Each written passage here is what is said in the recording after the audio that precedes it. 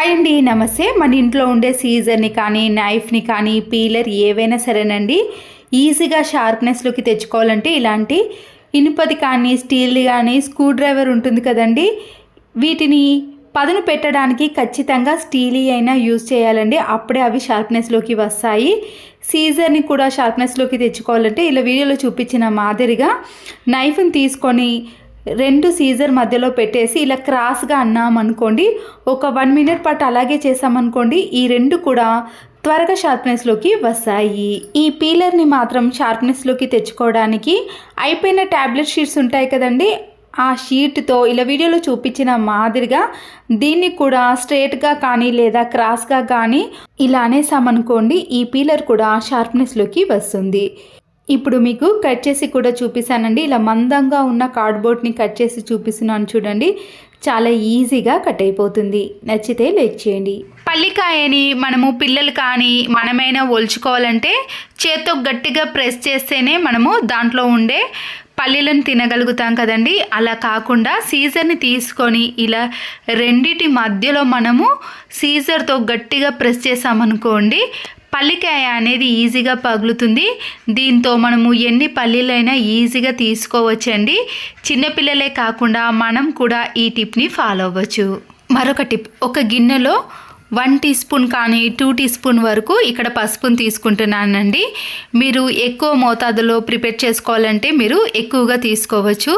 దీంతో పాటు వంట సోడా ఉంటుంది కదండి, ఈ బేకింగ్ సోడాను కూడా మనము పసుపునైతే ఎంత తీసుకున్నామో దాంట్లో హాఫ్ భాగం మాత్రమే ఈ వంట సోడాను కలిపేసేయాలి. పూర్తిగా కలుపుకున్న తర్వాత హాఫ్ నిమ్మకాయ ఉంటుంది కదండి, కట్ చేసి ఇలా నిమ్మరసాన్ని ఈ పసుపులో కలిపేసుకోవాలి. మనం తీసుకున్న క్వాంటిటీని బట్టే ఈ నిమ్మకాయ రసాన్ని కూడా వేయాలండి. తర్వాత వీటన్నిటిని కూడా ఒక స్పూన్తో బాగా మిక్స్ చేసుకున్నాక మిక్సీ జార్లో వీటిని ఖచ్చితంగా వేసి ఒక 2-3 టైమ్స్ పాటు మిక్సీ పట్టుకోవాలి. మిక్సీ పడుతున్నప్పుడే ఇలా రెడ్ కలర్లోకి వచ్చేస్తుందండి. తర్వాత ఇది కొద్దిగా తడి ఉంటుంది కదండి, నిమ్మకాయ రసాన్ని యాడ్ చేయటం వలన ఒక 2 అవర్స్ కానీ 1 అవర్ పాటు మీరు ఎండలో కానీ లేదా బయట ఆరబెట్టుకున్నారనుకోండి, పూర్తిగా ఆరిపోతుంది. తర్వాత ఇలా మీరు జల్లెడ పట్టుకుంటే సరిపోతుంది. ప్రతిరోజు కుంకుమను పెట్టుకునే వాళ్ళు ఇలా ఇంట్లోనే న్యాచురల్గా తయారు చేసుకోవచ్చండి. ఎటువంటి కెమికల్ లేకుండా ఇంట్లోనే ప్రిపేర్ చేసుకోండి. ఒక చిన్న బౌల్లోకి కొబ్బరి నూనె ఉంటుంది కదండి, ఒక 2-3 డ్రాప్స్ వేసిన తర్వాత పసుపును కూడా కొద్దిగా యాడ్ చేయండి. ఈ రెండింటిని బాగా మిక్స్ చేసుకున్నాక, చాలామందికి కాళ్ళ నొప్పులు మడమ నొప్పులు ఉంటాయి కదండి, ఇలా ఎక్కువగా బాధపడుతున్న వారు రాత్రిపూట కానీ లేదా మీకు ఎప్పుడు వీలైతే ఆ టైంలో ఇలా కాళ్ళు పగుళ్ళకు కానీ లేదా మడిమల నొప్పికి మనము కొబ్బరి నూనె పసుపును మిక్స్ చేసి ఆ ప్లేస్లో అప్లై చేసి మనము కాలుని కింద పెడితే మరకలు అంటుతాయి కదండి. దీనికి కూడా మీకు ఒక చిన్న టిప్ని చూపిస్తాను, కానీ ఇలా పగుళ్ళకు కానీ మడిమల నొప్పికైతే ఇది బాగా పనిచేస్తుందండి. ఒక 2-3 టైమ్స్ వాడితే సరిపోతుంది. ప్రతిరోజు ఇలా రాసుకున్నారనుకో, కాళ్ళు కూడా నొప్పులు అనేవి తగ్గిపోయి పగుళ్ళు కూడా చాలా వరకు తగ్గిపోతాయి. వీడియోలో చూపించిన మాదిరిగా ఇంట్లో పెద్దవారు కానీ చలికాలంలో మనము స్లిప్పర్లను వాడతాం కదండి, అలాంటి వారైతే ఇలా ముందుగా మనం చెప్పులను వేసుకున్నాక దానిపై నుంచి సాక్స్ను వేసుకోండి. ఇంట్లో చెప్పులు వాడని వారు ఇలా డైరెక్ట్గా సాక్స్లు వేసుకొని కూడా మనము ఇంట్లో నడిచామనుకోండి, ఆ పసుపు మరకలు అనేవి కింద పడకుండా ఉంటాయి. గోల్డీ కానీ లేదా రోల్ గోల్డీ మనము ప్రతిరోజు వాడినా కానీ ఎక్కడికైనా బయటకి ఫంక్షన్స్కి పండగలకి వేసుకున్నప్పుడు ఇలాంటివి హెయిర్కి తట్టడం లాంటివి జరుగుతూ ఉంటాయండి. లేదా పిల్లలకి వేసినప్పుడు మనము గోల్డీవి భయపడుతూ వేస్తాం కదండి, అవి ఎక్కడ పోతాయో పిల్లలు చూసుకోరు కదా, అలాంటి వారికి కూడా ఈ టిప్ అనేది యూజ్ అవుతుంది. ఇయర్ రింగ్స్కి వెనుక భాగాన ఇలాంటి రబ్బర్ లాంటి బటన్స్ ఉంటాయి కదండి, వాటిని మనము గోల్డ్ చైన్స్ కానీ ఏవైనా సరేనండి ఇలా నెక్కి వేసుకున్నాకనే మనము ఈ ఇయర్ రింగ్ వెనుక వచ్చే దాన్ని పెట్టేసామనుకోండి, అందులో నుంచి ఆ రింగ్ అనేది బయటకు రాదు. వెనుక హెయిర్కి కూడా తట్టకుండా ఉంటుంది. నచ్చితే లైక్ చేయండి. మరొక యూస్ఫుల్ టిప్, పాలిస్టర్ కానీ కాటన్ క్లాత్లు బ్లౌజులు వాడని ఉంటాయి కదండి, అవి వేటికి పనికిరావని పడేస్తాం లేదా అలాగే పెట్టేస్తాం కదా. ఎవరికి పెట్టినా కూడా మనకి లైనింగ్ క్లాత్కి కానీ లేదా బ్లౌజ్ పీస్కి అస్సలకే సరిపోదు. ఇలాంటి వాటితో మీకు మంచి యూస్ఫుల్ టిప్ని చూపిస్తున్నానండి. దీంట్లో నుంచి చివరి కొన భాగాన్ని కొద్దిగా మాత్రమే, ఒక 2-3 ఇంచెస్ వరకు మాత్రమే కట్ చేసుకోండి. పొడవుగా కట్ చేసుకున్నాక ఈ బ్లౌజ్ పీస్ని మనము 2గా ఫోల్డ్ చేసుకొని స్టిచ్చింగ్ కానీ లేదా చేత్తో కానీ మీరు స్టిచ్చింగ్ అనేది చేసుకోవాలి. ఇలా ఫోల్డ్ చేసిన కింది భాగం నుంచి మనము కుట్టేసుకుంటే సరిపోతుంది. ఇంత పొడవుగా అవసరం లేదు కాబట్టి నేను కొద్దిగా మాత్రమే స్టిచ్చింగ్ చేసుకొని మిగతా భాగాన్ని కట్ చేసుకున్నానండి. మీ దగ్గర పాడైపోయిన హెయిర్ బ్యాండ్ కానీ సాగదీసిన హెయిర్ బ్యాండ్లు ఉంటాయి కదండి, దాన్ని కూడా తీసుకోవాలి. అయితే ముందుగా దీన్ని ఇలా కట్ చేసుకోండి. తర్వాత మీరు ఒక పిన్నిస్ని తీసుకొని మనము దీన్ని రివర్స్లో స్టిచ్చింగ్ వేసాం కదండి. ఇప్పుడు మామూలుగా ఈ పిన్నిస్ని ఇలా లోపలికి పెట్టేసుకుంటూ చివరి కొనభాగం వచ్చిన తర్వాత మనము రివర్స్లోకి తీసే ఈజీగా వచ్చేస్తుంది. మళ్ళీ ఈ పిన్నిస్ని తీసుకొని కట్ చేసిన హెయిర్ బ్యాండ్ ఉంది కదండి, దానికి పెట్టేసి ఇలా లోపల మనము మళ్ళీ ఈ పిన్నిస్ని ఇలా క్లాత్కి స్టిచ్చింగ్ వేసాం కదండి, దాని మధ్యలోకి ఈ పిన్ని సహాయంతో పెట్టేసేయాలి. ఈ హెయిర్ బ్యాండ్ని ఆ చివర నుంచి ఈ చివరకు తీసుకున్న తర్వాత మనము హెయిర్ బ్యాండ్కి కూడా స్టిచ్చింగ్ వేసుకోవాలి. తర్వాతనే ఆ క్లాత్ను ఈ క్లాత్ను రెండింటిని కలిపేసుకొని ఇలా మిడిల్లో స్టిచ్చింగ్ వేసామనుకోండి, మనకి దీంట్లో పెట్టిన హెయిర్ బ్యాండ్ అనేది అస్సలకే కనబడదు. వేస్ట్గా ఉన్న క్లాత్లతో ఇలా మనం హెయిర్ బ్యాండ్ని ప్రిపేర్ చేసుకోవచ్చండి. నా హెయిర్ అనేది చాలా పల్చగా ఉంది కాబట్టి నేనైతే ఇలా 2 కానీ 3 కానీ రౌండ్లు వచ్చే విధంగా క్లాత్ని తీసుకున్నాను. జడ పెద్దగా ఉన్నవారు క్లాత్ని ఇంకా కొంచెం ఎక్కువగా తీసుకుంటే సరిపోతుంది. కావాలనుకున్న వారు ఈ క్లాత్కి మీరు ఏవైనా స్టోన్స్ని కూడా అతికించుకోవచ్చు. నచ్చితే లైక్ చేయండి. సోప్స్ని యూజ్ చేస్తాం కదండి, తర్వాత ఖాళీ అయిన ప్యాకెట్ని పడేస్తాం కానీ ఆ ప్యాకెట్ని అలాగే పెట్టేసి ఒక టిష్యూ పేపర్ని తీసుకొని మంచి సువాసన వచ్చే ఫ్లేవర్ని వేయాలి. ఇక్కడ రోజ్ ఫ్లేవర్ ఉందండి, కొద్దిగా వేస్తే టిష్యూ పేపర్కి స్ప్రెడ్ అవుతుంది కదా. టిష్యూ పేపర్ని మలుచుకొని మనము సోప్ కవర్లో పెట్టేసి కబోర్డ్లో కానీ బీరువాలో కానీ ఎక్కడైతే బ్యాడ్ స్మెల్ అనిపిస్తుందో ఆ ప్లేస్లో పెట్టేసామనుకోండి, మంచి సువాసన అనేది ఒక 15 days to 20 days వరకు కూడా వస్తుందండి. మీరు షూ ర్యాక్లో కూడా పెట్టుకోవచ్చు.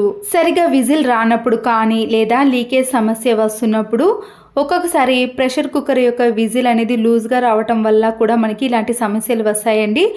విజిల్కి ముందు బాగాన మనము ఇలా రబ్బర్ బ్యాండ్ను వేసి తర్వాత విజిల్ని పెట్టేసామనుకోండి, చాలా టైట్గా ఉంటుంది. అప్పుడు లీకేజ్ సమస్య అనేది అస్సలకే రాదు. దారప్రీలన్నింటినీ ఒక దగ్గర వేసామనుకోండి, అవి చిక్కుబడిపోతాయి, దారాలనేవి కూడా వేస్ట్ అయిపోతాయి కదా. ఒక స్టిక్కర్ ప్యాకెట్లో నుంచి ఒక స్టిక్కర్ని మాత్రమే తీసుకొని దారపు చివరి కొన భాగానికి ఈ స్టిక్కర్ని అతికించేసామనుకోండి, దారం అనేది విడివిడిగా ఒక్కొక్క దానికి చిక్కుబడిపోకుండా వేస్ట్ కాకుండా ఉంటుంది. లేదా మనము ప్లాస్టర్లు ఉంటాయి కదండి చిన్నవి, అవి అయిపోయిన తర్వాత వేస్ట్ అని పడేస్తాం కానీ వీటిని కూడా ఇలాంటి థ్రెడ్స్కి వేసామనుకోండి, దారం అనేది వేస్ట్ కాకుండా ఉంటుంది. బౌల్లో కొన్ని వాటర్ని తీసుకొని ఈ లిక్విడ్ ఎలా ప్రిపేర్ చేసుకోవాలో చూపిస్తున్నానండి. నచ్చితే మీరు ఎక్కువగా తీసుకొని ఒకేసారి ప్రిపేర్ చేసుకుంటారు. స్టవ్ ఆన్ చేసేసి ఇలా వాటర్ని బౌల్లో వేసుకున్నాక కార్న్ ఫ్లోర్ పిండి ఉంటుంది కదండి, ఇక్కడ కొద్దిగానే మాత్రం తీసుకున్నాను కాబట్టి దానికి తగ్గట్టుగా మీరు ఒక 2-3 teaspoons వరకు మాత్రమే వేసుకోండి. ఈ పిండి అనేది త్వరగా ఉండలుగా తయారవుతుంది కాబట్టి వేడిగా ఉన్నప్పుడే మనము ఇలా స్పూన్తో కలుపుకున్నామనుకోండి, దాంట్లో ఉండలు అనేవి అస్సలకే కట్టవు. ఒక 2-3 minutes పాటు బాగా కలిపేసేయండి. అప్పుడు ఈ లిక్విడ్ అనేది కొద్దిగా దగ్గరకు అవుతుందండి. కలర్ కూడా పూర్తిగా చేంజ్ అయిన తర్వాత 2 కానీ 1 కానీ కర్పూర బిళ్ళను ఇలా స్మాష్ చేసి వేసుకోండి. మంచి సువాసన వచ్చేది జవ్వాదు పౌడర్ ఉంటుందండి, అన్ని కిరాణం స్టోర్లో ఉంటుంది, తక్కువ ప్రైస్ కూడా ఉంటుంది. దాంట్లో ఒక చిటికెడు మాత్రమే వేయండి, ఇది మంచి సువాసన వస్తుంది కాబట్టి ఎక్కువగా అవసరం లేదు. ఇప్పుడు ఈ రెండింటిని ఇలా బాగా ఈ లిక్విడ్లో కలిసేటట్టు కలుపుకోవాలి. ఈ లిక్విడ్ అనేది మరీ చిక్కగా అనిపిస్తే కొన్ని వాటర్ని కూడా కలిపేసుకోండి. ఈ లిక్విడ్లోనే వెనిగర్ని కూడా యాడ్ చేయాలండి, ఎక్కువగా వేయకూడదు, కొద్దిగా మాత్రమే వేయండి. మన లిక్విడ్ని బట్టి ఈ వెనిగర్ని వేసుకోండి. ఇది చల్లారితే మరింత గట్టి పడుతుందండి. ఇలా ఉన్నప్పుడే స్టవ్ ఆఫ్ చేసేసుకున్నాక ఈ లిక్విడ్ని 2 partsగా చేస్తున్నానండి. ఒక కలర్ని దీంట్లోకి ఇంకొక కలర్ని కలుపుతాను కాబట్టి ఇలా రెండింటిని సపరేట్ చేసుకున్నాక ఒక దాంట్లో ఫుడ్ కలర్ ఉంటుంది కదండి, మీకు నచ్చిన ఫుడ్ కలర్ని ఏదైనా వేసుకోవచ్చండి. ఇక్కడ ఆరెంజ్ కలర్ ఉందండి, దాన్ని మాత్రం మీరు 1 టీ స్పూన్ వరకు వేసుకోండి. అప్పుడు కలర్ అనేది పూర్తిగా చేంజ్ అయిపోతుంది.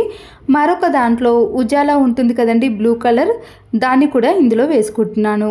మీరు కావాలంటే మరొక ఫుడ్ కలర్ని కూడా ఇలా వేసుకోవచ్చు. కానీ ఈ నీలి రంగు కలర్ని మనము ఎక్కువగా తెల్ల బట్టలకు యూజ్ చేస్తాం కదండి, అందుకొరకే నేను ఇక్కడ రెండింటిని సపరేట్ చేసి 2 రకాలుగా యూజ్ చేసుకుంటాను.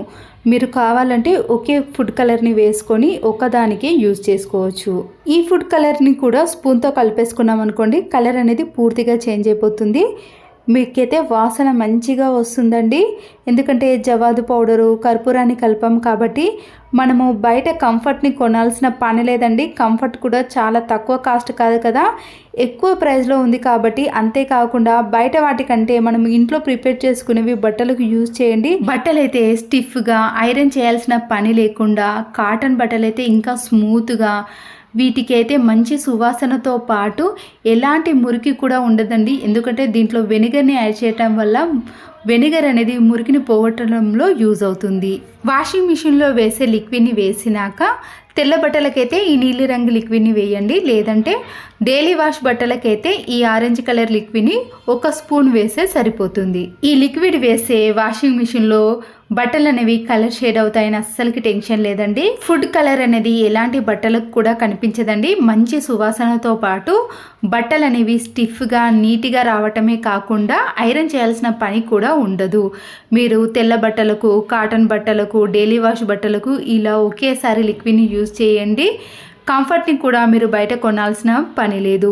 డబ్బులను ఇలా ఇంట్లోనే ఆదా చేసుకోవచ్చు. బట్టలు ఆరిన తర్వాత మీకు మడత పెట్టి చూపిస్తాను చూడండి. ఎక్కడ ముడతలు లేకుండా నీట్గా ఐరన్ చేయకుండా కూడా డైరెక్ట్గా మనము బయటకి వేసుకునే విధంగా ఉంటాయండి. మురికి కూడా చాలా ఈజీగా తొలగిపోతుందండి. ఎక్కువ డబ్బులు ఖర్చు పెట్టకుండా ఇంట్లోనే ఇలా ప్రిపేర్ చేసుకోండి. కార్న్ఫ్లోర్ పిండి లేనప్పుడు సగ్గు బియ్యంతో కూడా ప్రిపేర్ చేసుకోవచ్చండి. ఈ టిప్స్లో మీకు ఒక్కటి నచ్చినా లేదా కంటెంట్ ఉంది అనుకుంటేనే లైక్ చేసి సబ్స్క్రైబ్ చేసుకోండి. ఈ యూస్ఫుల్ టిప్స్ మీ ఫ్రెండ్స్కి, రిలేటివ్స్కి షేర్ చేయండి. మరో వీడియోతో మళ్ళీ కలుద్దాం. Thanks for watching.